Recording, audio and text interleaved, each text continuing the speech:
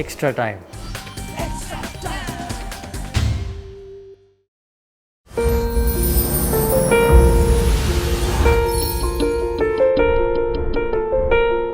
How was this victory for you? The starting of strength and easy play. What was it? Obviously, every victory is very valuable. It added to your confidence, team's confidence, and it tells how the team is progressing. We as a team, we have always believed in the process more than the result, and as long as you take care of that process every day, irrespective of results, you bound to get consistent results.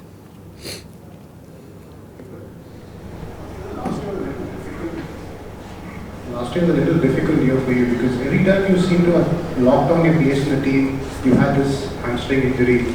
But now, starting from New Zealand, you've been playing matches continuously. So how are you feeling coming back and playing this consistent knocks and bowling also adding to it? It's good to be playing consistently for India and doing well. It's every cricketer's dream. I am no different to that, and I'm enjoying my time in this team. And everybody is encouraging towards me, irrespective of how many times I got injured.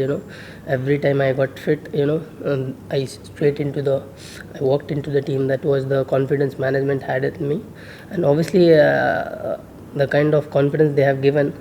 I am, the consistency I am delivering the performances. That is completely, credit goes to the management and captain for backing me in my difficult times. And this is my time where I, pay back to their confidence and faith they have shown in my difficult times. Kedar, now the new equation, the team and dynamics, finishing is something is allotted to you. Looks like, correct me if I'm wrong. So how important for you to stay with Dhoni and then the art of finishing and bat along with him for a long time? Sir, I guess, sir, it's been like almost more than 1.5 and 2 years I have been batting at this number, 5, 6.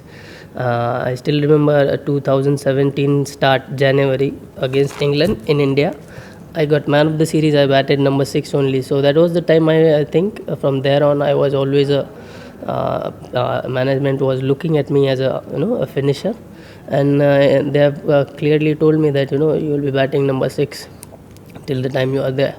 So the management and team is very clear about everybody's role, and everybody has been told what to expect from every individual players. So yeah, that's it. What did you learn from batting with Dhoni? Look. Every time I bat with him, I spend time with him. I learn a lot, and exactly I cannot put it in words, but you can see the way I'm batting. He gives me like every time I see my way, I feel very confident, and that's that sort of person he is. His aura is like you just see him and you feel like I will deliver today, because I see that he has that knack of getting the best out of every player, and that is what everybody loves about him. How much confidence does he have having Dhoni and Kohli in the same testing target? It feels like no score is too big. Absolutely, you have actually answered your question also. Both of them are world class players, and we are lucky to have them. They're born in India, they played for India, they won everything for India. As a player, as a cricketer, you don't ask for more. If you have those players in your team and you're batting with them, you're learning every day how they prepare, how they mentally challenge themselves in every situation, how they come out of it successfully. So this is the best example. So every youngster in this team is doing well. Credit goes to MS Dhoni and Virat Kohli for whatever excellence they have achieved in their career, and we as a team trying to get at least 10-15% of their achievements, and we will be fine in our careers, I feel. Last January, the situation was almost the same in Melbourne, where even Dhoni batted. It was 113 for 3. If you were asked to compare between the two matches, which one would you put it slightly ahead, or the situation was almost the same? How do you compare the Melbourne one and this one? I guess. In terms of difficulty. I guess both the games were difficult in their own terms. Like in Australia, that was my first game on Australian soil, so it was difficult to adjust to the bounce and straight away get into the groove and chasing that total.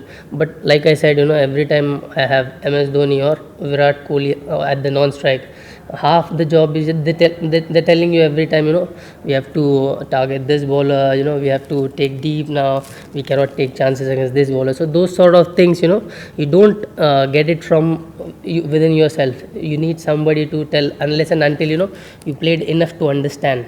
So that sort of small tips they both give, and that tremendously helps.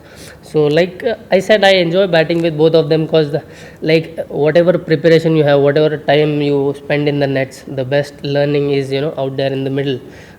So that's the best thing about them, and they both have every time taken every youngster into their wings and make sure that every youngster delivers to their positions. Kedar, Zampa was bowling really well in those middle overs, and the pitch was also not easy. You took more balls against Zampa, and what is the plan against Zampa in particular?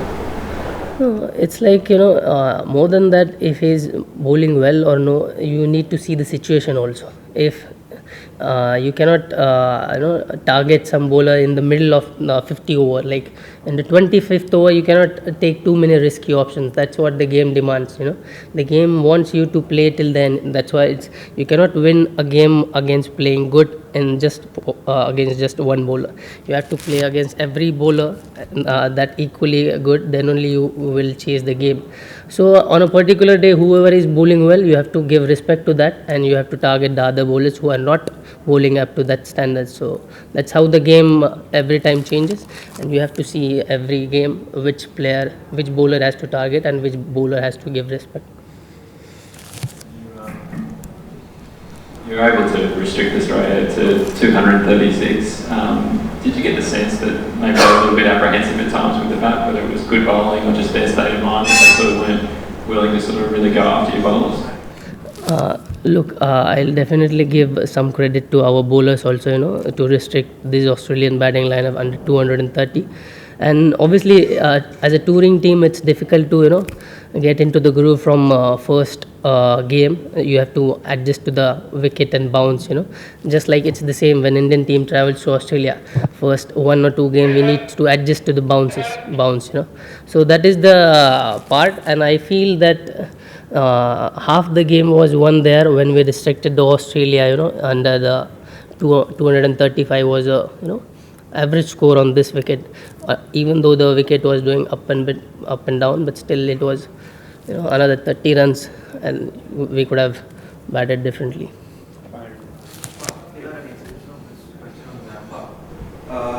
you were bowling really well in the middle and you took more of the strike, was it that you were a lot more comfortable facing him? It's not the thing is like we both, me and my boy, have plans in our minds. We plan according to that. We bat according to that plan, and the plan was to not give him wicket because he was looking like the one bowler who can take a wicket on that pitch. So we need to give respect to him if he's bowling well, and obviously he bowled well. He bowled in the right areas with good speed, good variations. So we have to give that respect. Once you completed your 50 and MS looked like having some cramps and difficulty, so was it a conscious plan that probably running between the wickets will be difficult? You suddenly up the ante after your 50, you said you hit more shots. So like, was it because MS was having difficulty in running? Not really. Out of both of us, one has to take a risk, and I have batted throughout my career at number 4, so I am more open to play all the shots. Like growing up, I have always built my batting as playing shots. So when it's playing shots and trying some innovative shots, I feel I have a good chance of converting those innovative shots compared to my boy sticks to his natural game, which is hit down the ground.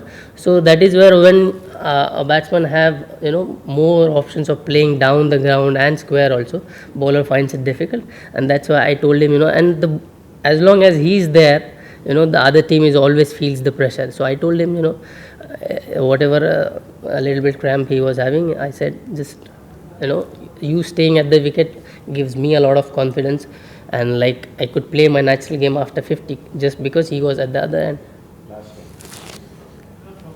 You seem to have this knack of making partnerships when you come out to bowl.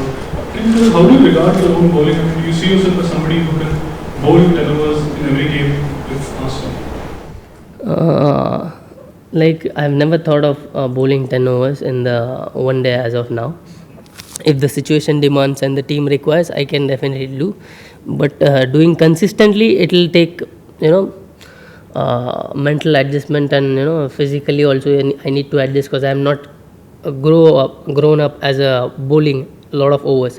So my body also not adjusting immediately. So I need to have that mental adjustment, and physically I need to get more fitter if I had to bowl 10 overs in every game.